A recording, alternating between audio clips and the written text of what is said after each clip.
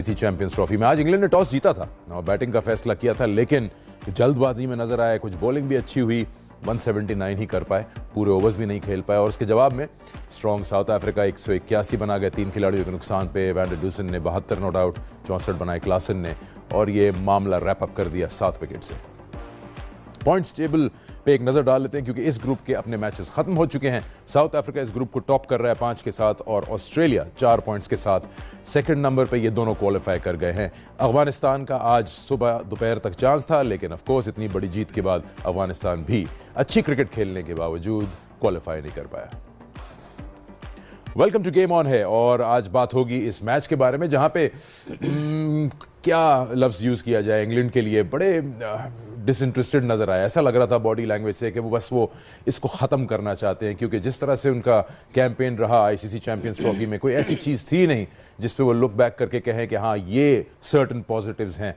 कप्तान ने भी अपनी रेजिग्नेशन का अनाउंस कर दिया, टीम लगातार हार रही है, हालांकि इतनी फायर पावर है, इतने नाम हैं इनकी इस टीम में, लेकिन रिजल्ट इनके फेवर में नहीं आ रहा। इस पे बात करने के लिए मेरे साथ ऑफ कोर्स मेरी टीम मौजूद है। मोहम्मद हफीज, सारा मीर, शुएब मलिक, अस्सलाम वालेकुम।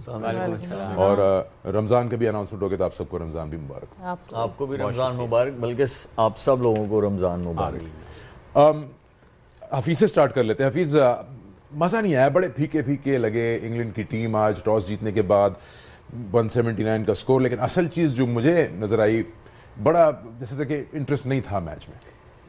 देखिए, इसके अंदर ये दिमाग का खेल है जो दिल से खेला जाता है, और जब आपका दिमाग ही काम नहीं कर रहा, जब आप मेंटली वीक हो गए हैं, जब फेलियर ने आपके दिमाग को हिट कर दिया है और आप सोच ही सही नहीं पा रहे, तो परफॉर्मेंस ऐसी आनी है। ये मैंने कल हमने लास्ट पोस्ट मैच में कहा, आज सुबह भी प्री मैच में हमने यही डिस्कशन की, और ये हाईलाइट किया कि first of all the timing to announcement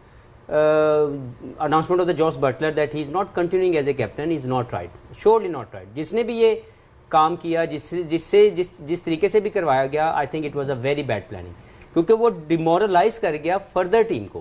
पहले ही गिरी हुई टीम थी, प्लस इस तरह की अनाउंसमेंट जो बड़ी इमोशनल अनाउंसमेंट होती है, वो आज बटलर को खेलता हुआ देख के दुख हो रहा था कि वो कैसी क्रिकेट खेल रहा है। This is like he is not what we seen many years back. तो मुझे ये लगता है कि बहुत ही इशूज़ रहे इस सारे आज के मैच में, और एक राइटिंग ऑन द वॉल वाला सिनेरियो मुझे समझ आया कि इंग्लैंड की team never wanted to win this game, they were just passing their time. और मुझे लगता है बहुत से ऐसे नाम हैं जिन्होंने इंतकाम लिया अपनी सिलेक्शन का।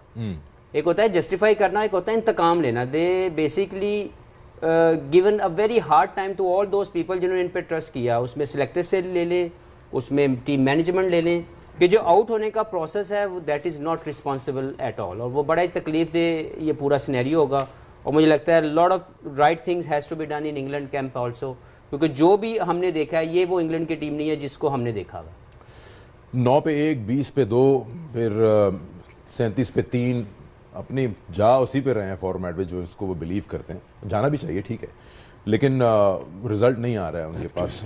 और ये जो आज परफॉर्मेंस रही, ऑफ कोर्स इसके कोई इम्पैक्ट नहीं था उनकी किसी प्रोग्रेशन पे टूर्नामेंट में, लेकिन एक अजीब सी फीलिंग थी जो अभी हफीज़ ने भी एक्सप्लेन की। फिल सॉल्ट भी फॉर्म में नहीं है, ब्रुक भी फॉर्म में नहीं है, कप्तान भी फॉर्म में नहीं है, लेकिन वो जा उसी तरह रहे हैं कि फावड़ा और हथौड़े की तरह बल्ले की जगह। देखिए, फॉर्म में ना होना तब समझ आती है जब आपका बॉल मिडिल ना हो रहा हो। खेल रहे हैं ये ठीक, बाउंड्रीज भी लगा रहे हैं, बट ओवर एग्रेशन नज़र आ रहा है, थोड़ी सी एरोगेंस भी नज़र आ रही है कि हम तो इसी तरह से खेलेंगे। ये गेम लाइफ से बहुत करीब है क्रिकेट को, इसीलिए हमेशा ये कहा जाता है ये आपको लाइफ का सबक देती है, क्योंकि इसमें ना एक तरीके से कभी खेला जाता है, ना सबका एक जैसा दिन होता है। अगर आप अपने के जहाँ पे आप ट्राई भी नहीं करना चाहते, जो हफीज़ ने भी शुरू में बात की कि मतलब you are not there, you are just there to pass the time and catch your flight and get back to your place, जो आज इंग्लैंड के वो। और एक लिविंगस्टोन ने बॉल रोका, एज लगा महाराज को, तो वो स्लिप खड़ी थी, स्लिप और जो बैकफुट पॉइंट वाला फील्डर था उसके बीच में से बॉल गया। सो दे टुक 2 रन्स, मतलब उन्होंने पुश नहीं किया दोनों बैटर्स ने, और उसमें एक कैप्टन थे, एक लिविंगस्टोन थे, जिससे आपको ये चीज़ जो है ना, ये छोटी छोटी जो चीज़ें वो आपको ये दिखाती हैं कि मतलब हम वी आर नॉट हियर। तो ये बड़ी डिसअपॉइंटिंग है। एक अगर एज अ स्पेक्टेटर आप देख रहे हैं ये वाली चीज़, और आप अगर देखें, ठीक है, चीज़ें ना भी आपकी फेवर में जाएं, you still have to give your best shot, जो आज जो है वो नज़र नहीं आया इंग्लैंड की टीम की तरफ से। ठीक है, कैप्टन ने जो है स्टेप डाउन किया from captaincy a day before the game, ठीक है, all those things are there, but you are a professional athlete, तो आपका वो जो है बेस्ट शॉट देना वो आज दिखा नहीं। This is why for me it's very disappointing. लेकिन ये है कि नाउ इट्स ओवर। सो आपने एक बात की कि ऐसा कभी कभार फीलिंग आ जाती है प्लेयर में या टीम में कि बस ये सिलसिला ख़त्म हो और वापस जाएं, लेकिन था तो इंटरनेशनल गेम और आप कंट्री को रिप्रेजेंट कर रहे हैं। हमने पाकिस्तान की बात की, डिफरेंट एस्पेक्ट्स देखे, क्या होता है वे फॉरवर्ड। इंग्लैंड सिर्फ कप्तान चेंज करने से तो फॉर्चून्स चेंज शायद नहीं होंगे। ब्रेंडन मैकलम अभी भी उनके साथ उनके कोच हैं और रहे भी, Dev got lot of success under his tenure. लेकिन क्या इमीडिएट ऐसी चीज़ें हैं जो करेक्ट कर सकता है England for them to get on winning ways at least? देखें, सबसे पहले तो ब्रांड ऑफ क्रिकेट को रीविजिट करने की ज़रूरत है। ये ज़रूर सोचा जाए कि हम क्या वाकई में वो ब्रांड ऑफ क्रिकेट जो हम खेल रहे हैं वो हमारे लिए ज़्यादा सक्सेस लेके आएगी। क्योंकि अभी तक ये देखा है कि ब्रांड ऑफ क्रिकेट तो कह दिया गया कि बेसबॉल खेल रहे हैं कि जी हम अंधाधुंध हो जाएंगे, हम कफन बांध के आए हुए हैं। लेकिन आपने रिस्पेक्टिंग द गेम जो सना ने बात किया, that is very important in this beautiful game of cricket, कि आपने कभी भी अपने आप को अबव द गेम नहीं समझना। आपने इसकी जो डिसिप्लिन है उसको फॉलो करना है। जिस फॉर्मेट में जो रिक्वायरमेंट है अगर आप वो नहीं करेंगे तो ये आपको बाइट बैक करती है। तो मुझे ज़्यादातर पर लगता है कि सबसे पहले they have to revisit their plans कि वो कहाँ खड़े हुए हैं और किस तरीके से मूव फॉरवर्ड प्लान में वो थोड़ी सी अपनी एडजस्टमेंट कर सकते हैं। Number 1। Number 2, surely they have to find a leader, क्योंकि सिर्फ कप्तान नहीं चाहिए होगा इस वक्त। कप्तान वो होता है जो सिर्फ टॉस करता है। सही।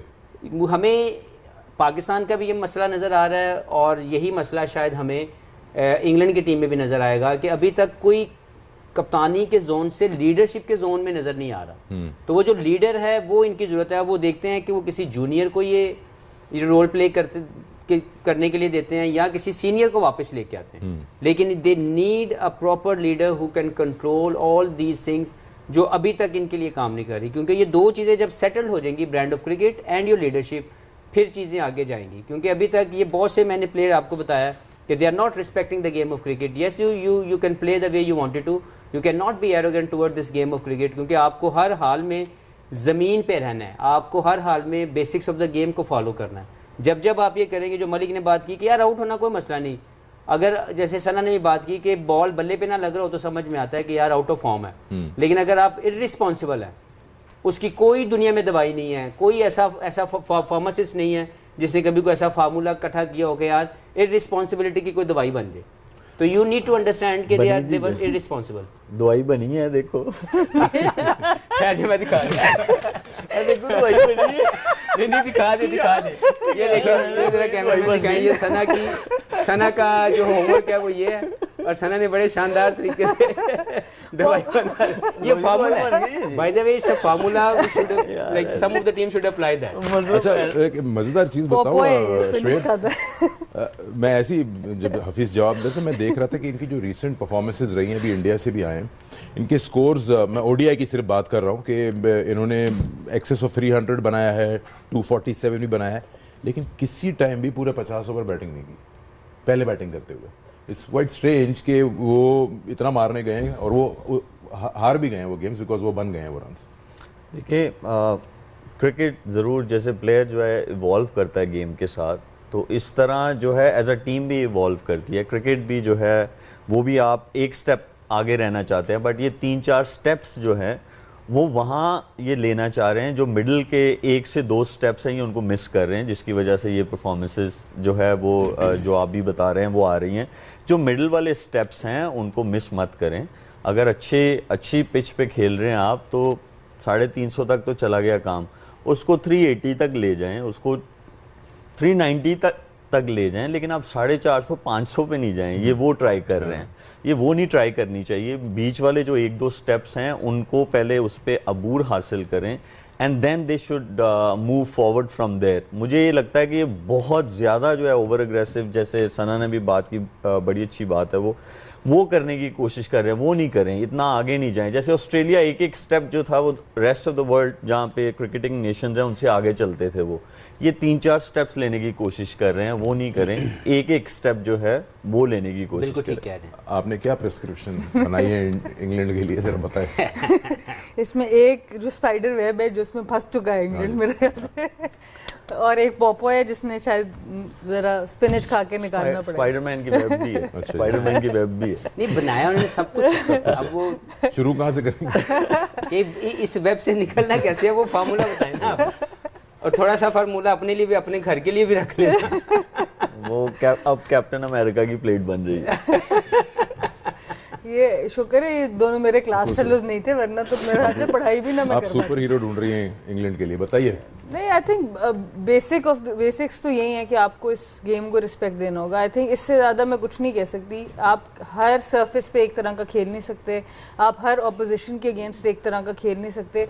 जो सरफेस 400 मांगता है उस पर आपने 400 के लिए जाना है, जो सरफेस 300 मांगता है आपने उसको अपने आप को उसमें आइडेंटिफाई करना है। आप एक्चुअली में ये गेम ये सिखाती है कि हम सुपर हीरोज़ नहीं हैं, हम लोग सिर्फ अपना बेस्ट उस टाइम के लिए दे सकते हैं, और वो चीज़ एरोगेंस में आ जाती है जब आप ये समझते हो कि नहीं जी हम तो अपने ही स्टाइल से खेलेंगे। आई थिंक वो चीज़ इनको मरवा रही है, और ये कोई ऐसा नहीं है कि हम एक मैच के बाद या 2 मैचेस के बाद ये बात बोल रहे हैं। अब बहुत ज़्यादा ऐसा ये खेल चुके हैं जिसके ऊपर आई थिंक जितने पुराने इंग्लैंड प्लेयर्स हैं अगर आप उनको सुने, जो भी इस दुनिया में क्रिकेट देख रहा है वो ये बात समझ रहा है कि ये लोग रिस्पेक्ट नहीं दे रहे ऑपोजिशन को और कंडीशंस को। हो सकता है वो अपनी स्ट्रेंथ पे खेल रहे हैं। मैं एक चीज़ सना वाली बात में एक ऐड कर दूं कि जो बेसबॉल है वो एक ब्रांड ऑफ क्रिकेट का नाम है, लेकिन क्या वो सिर्फ बैटिंग को कंट्रोल करता है? क्योंकि जो क्रिकेट का गेम है उसमें तीनों चीज़ों को खेलना पड़ेगा। आपको अच्छी बैटिंग करनी पड़ेगी, अच्छी बॉलिंग करनी पड़ेगी, अच्छी फील्डिंग करनी पड़ेगी। तो बेसबॉल सिर्फ एक चीज़ को तो कवर कर रहा है शायद, कि वो बैटिंग के अंदर आपने अंधाधुंध शुरू हो ना, एग्रेसर रहना है, लेकिन बॉलिंग में क्या है, उसमें कौन सा बॉल आप लेके आएंगे, फील्डिंग में कौन सा बॉल लेके आएंगे। ठीक है, इस पे और बात करेंगे। इंग्लैंड इस टूर्नामेंट से बाहर गया, 3 में से 3 मैच हारा, अफ्रीका 7 विकेट से मैच जीत गया। क्या शानदार बॉलिंग की उन्होंने आज, तमाम बॉलर्स ने विकेट्स हासिल की। 3 यानसन की थी, 3 मल्डर ने की विकेट्स, उसके बाद 2 विकेट्स महाराज की, and then a wicket each for Lungi Ngidi and Rabada. तो पूरी तरह से उन्होंने हावी रखा अपने आप को इंग्लैंड पे। अगर अब इनकी बॉलिंग को देखें और सेमीफाइनल्स की तरफ थोड़ा सा फोकस करें, हमें मालूम है कि पहला semifinal India of course Dubai में खेलेगा, और ये डिसाइडेड है कि दूसरा सेमीफाइनल लाहौर में न्यूजीलैंड खेलेगा। लेकिन कौन किसके साथ खेलेगा ये कल के मैच के बाद फैसला होगा। अगर यानसन की बात करें तो टॉप 3 जो विकेट्स उन्होंने हासिल की हैं उसी की वजह से प्लेयर ऑफ द मैच मिला उनको। उन्होंने सॉल्ट, डकेट और स्मिथ को टिकने नहीं दिया। आई थिंक जो आज पिच भी थी और जिस तरह का बाउंस मिल रहा था जो नजर आया, आई थिंक उन्होंने बहुत जल्दी एडॉप्ट कर लिया और समझ लिया कि यहाँ पे क्या चलने वाला है, और हैं भी काफ़ी टॉल फास्ट बॉलों का रिलीज पॉइंट भी बहुत ऊपर से। नहीं, हमने प्री शो में भी यही बात की थी कि उनकी हाइट और उनकी जो बॉल की राइट एरिया में हिट करना है वो एबिलिटी उनको दूसरों से अलहदा कर देती है, क्योंकि उनकी हाइट के साथ उनको एक्स्ट्रा बाउंस मिलता है। फील्डिंग नजर आई, और इंग्लैंड जो भी हम कहते हैं जैसी भी वो क्रिकेट खेल रहे हैं इस वक्त, उनको 180 पे वनडे क्रिकेट में रिस्ट्रिक्ट करना, it needs a special performance. Mushtaq Ahmed Bangladesh के साथ थे, वो भी एक नाम है, बहुत सारे लोगों ने यूटिलाइज की लोकल नॉलेज के लिए। मुल्डर, उन्होंने जब पहली बार मैंने इनको देखा तो आई थिंक यही ट्राई नेशन में ही देखा था, बड़ी शानदार परफॉर्मेंस है, no looking back after that. Pakistan के अगेंस्ट ये खेले थे। मार्को यानसन ने 3 for 39 किया, इन्होंने 3 for 25 किया Mulder. And when you have bowlers like Rabada and Janssen in your bowling, आप कभी कभार फील करते हैं ओवर शैडो हो जाएंगे, लेकिन ये अपने बेसिक्स पे करके जो मिडिल ओवर्स में बॉलिंग कर रहे हैं, I think he is taking care of that part. मैं उनका जवाब देता हूँ। पहले मैं मास्टर साहब को ये बोलूँ कि हम 3 स्टूडेंट्स हैं, आप वहाँ से शुरू करते हैं। हाँ जी आदर जनाब, फिर इधर मेरी बारी है। ओके देखिए, ये जब चेंज पे कोई बॉलर आता है और वो खेल रहे हैं एज एन ऑलराउंडर, तो उसमें उनकी सबसे जो मुझे अच्छी चीज़ ये लगी कि वो 6 to 8 मीटर वाली लेंथ को स्टंप्स के अंदर वेरिएशन के साथ ये नहीं खेले थे ट्राई नेशन, आई थिंक खेले थे एक आध मैच जो कराची वाला हमारे मैच था, अगेंस्ट वो खेले थे वो। ओके, हमारे जिसमें चेज किया था हम लोगों ने। खेले। आई थिंक ये एक ऐसी रिलायबल 10 ओवर्स हैं कप्तान के लिए कि उनको पता है कि he knows what he has to do. वही वाली बात जो उस दिन हफीज ने कही थी कि सईद अजमल के बारे में जब कही थी कि उनको बताना नहीं पड़ता था कि व्हाट द कैप्टन वांट्स और द टीम नीड्स। देखिए, उनके पास 2 बॉल्स हैं, एक वो जो उनका कन्वेंशनल स्पिन करते हैं, एक वो वाइड ऑफ द क्रीज जाके थोड़ा बॉल को पुश करते हैं जो बॉल अंदर आता है राइट हैंडर, ये दो उनकी डिलीवरी है। थर्ड उनकी वेरिएशन है, वो जो आपको एयर में डिसीव करते हैं, और ये क्वालिटी जो है मेरे ख्याल में एक इनके पास है और एक जो है सेंटनर के पास। ये दो ऐसे बॉलर हैं जिनके पास है। फिर आपको इस तरह के बॉलर्स जो हैं वो आपको चलते हैं, और 10 ओवर्स में आपको स्पिनर्स ऐसे चाहिए। आपको T20 क्रिकेट में जो है, जैसे हम वो बात करते हैं क्या उसे कहते हैं जो आप भी बात कर रहे थे, जैसे इब्रार है हमारा मिस्ट्री स्पिनर। मिस्ट्री स्पिनर जो है वो 4 ओवर्स की क्रिकेट में हैंडी है, लेकिन 10 ओवर्स की क्रिकेट में आपको फिंगर स्पिनर, रिस्ट स्पिनर्स जो हैं वो आपको विकेट्स भी दिलाते हैं, बट स्मार्टनेस होनी चाहिए और उनके पीछे जो है 4 डे क्रिकेट का अच्छा एक्सपीरियंस होना चाहिए। वैसे तो आपको इसलिए तो नहीं खेल रही पाकिस्तान के बहुत ज़्यादा प्लेयर नहीं खेलते ना, इसलिए 4 डे। हाँ, इसलिए नहीं खेलते। इसलिए नहीं खेलते। मैं कह रहा था कि वैसे तो आपको सबको ही हराना पड़ेगा अगर आपने ट्रॉफी उठानी है, लेकिन अगर चॉइस दी जाए, ये बॉलिंग अटैक जो है इसमें यानसन है, रबाडा है, इंगीडी हैं, महाराज हैं, मुल्डर हैं, किसको ज़्यादा परेशान कर सकता है, न्यूजीलैंड को या इंडिया को?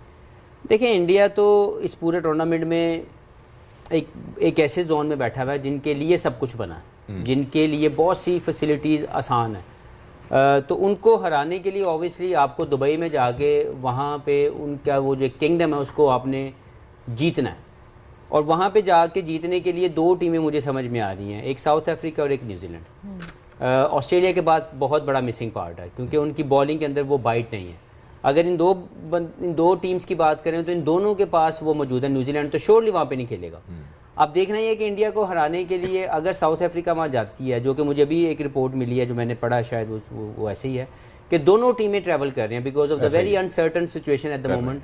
तो दोनों टीम्स ट्रैवल कर रही हैं जो इससे पहले कभी नहीं हुआ। जस्ट टू इससे आप सोच लें कि कितने स्ट्रांग होंगे इंडिया का सारा ये पूरा जो निज़ाम बना हुआ है। तो इसमें 2 टीम्स यहाँ से ट्रैवल कर रही हैं और दोनों इसलिए जा रही हैं कि दोनों में से जिसकी भी लॉटरी निकलती है वहाँ रहने की वो रहेंगे, वो दूसरे को वापस आना पड़ेगा। तो मुझे ज़्यादा तौर पर लगता है कि south Africa can challenge them in semi in final better than many other. और अगर न्यूजीलैंड वापस आता है और आके यहाँ से जीत के जाता है और इंडिया वहाँ से जीतता है तो न्यूजीलैंड कैन ऑल्सो चैलेंज। ज़्यादा आई थिंक अगर इनकी लाहौर में बारी आती है अगेंस्ट न्यूजीलैंड तो you feel that they have a better opportunity compare to इनकी फास्ट बॉलिंग दुबई की कंडीशंस में? नहीं, दुबई में भी आई थिंक इनकी फास्ट बॉलिंग काफ़ी मुश्किल डाले क्योंकि वहाँ पे भी थोड़ा सा रुकता भी है बॉल, ऐसा नहीं है कि बहुत अच्छा बल्ले पे आता है।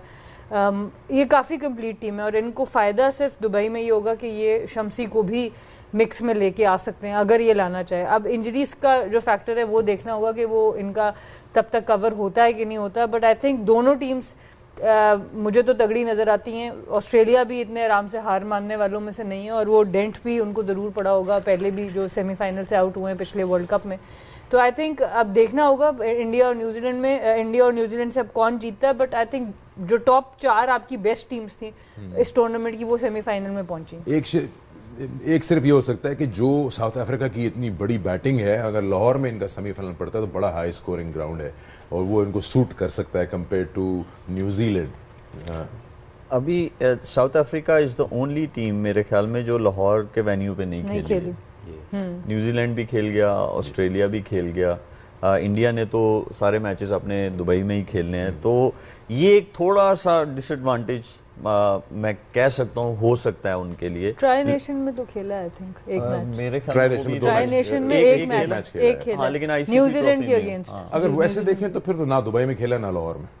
तो देखिए अगर उनका कॉम्बिनेशन देखें तो मेरे ख्याल में इससे अच्छी बैलेंस जो टीम है वो नहीं है। हाँ, एक चीज़ थोड़ी सी वो जो है वो ये है कि जो शम्सी जो उनका सेकंड स्पिनर है वो थोड़े आउट ऑफ फॉर्म है, जो उनको जो है जब वो दुबई में खेलेंगे तो वो थोड़ा सा एक ऐसा एलिमेंट है। लेकिन अदरवाइज अगर आप उनके सारा कॉम्बिनेशन देखें तो they are very well balanced. Very well balance है। कहते हैं ना कि there's always room for improvement. कोई ऐसा एरिया है साउथ अफ्रीका का which you feel कि ये अभी करना बाकी है? क्रंच सिचुएशन में ना मैच जाए नॉकआउट वाला जो है ना 2-3 दफा, हाँ वो पुल ऑफ करना जरा टफ हो जाएगा। हाँ, क्योंकि आई थिंक जो हमने ट्राई सीरीज में इनकी परफॉर्मेंसेस देखी थी वहाँ पर इनकी पूरी टीम नहीं थी।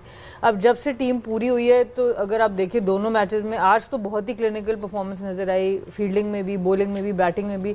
अफगानिस्तान में 315 रन किया, वहाँ थोड़ा सा शायद अपने आप को पुश कर सकते थे बैटिंग में, बट ओवरऑल आज की परफॉर्मेंस के बाद तो ऐसे नजर आता है कि बहुत ही क्लिनिकल परफॉर्मेंस थी आज। हाँ, रिकल्टन फॉर्म में है। स्टब्स तो आज आए थे, मेकशिफ्ट अरेंजमेंट थी क्योंकि कप्तान जो है वो तबीयत ठीक नहीं थी। वैंडी डूसन ने भी आज रन कर दिया 72 नॉट आउट।